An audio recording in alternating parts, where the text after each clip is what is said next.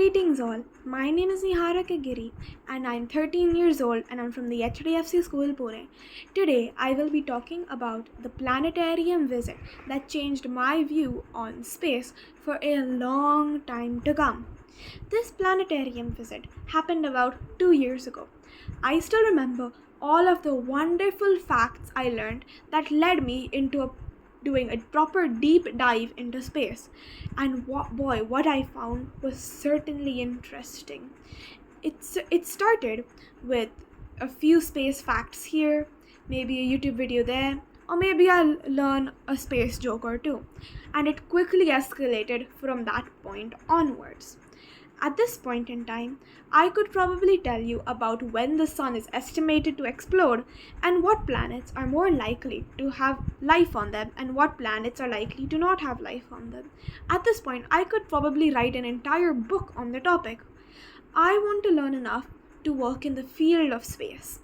I feel like it is an extremely interesting career that I could certainly take forward if I put a little bit of mind to it and turn this into something that is more than a hobby.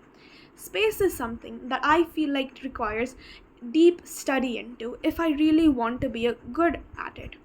I want to learn more about this topic, and so I want to continue it as something more than a hobby. I am someone who has learned from the internet.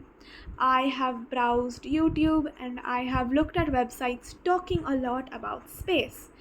But I don't think the internet is going to suffice for my needs. And so I moved on to books and research papers. Books and research papers are written by extremely smart scholars, those who have dedicated their life and their time into studying about space. And because of this, they are extremely insightful. I honestly am fascinated about how large the universe is, as are many other people like me.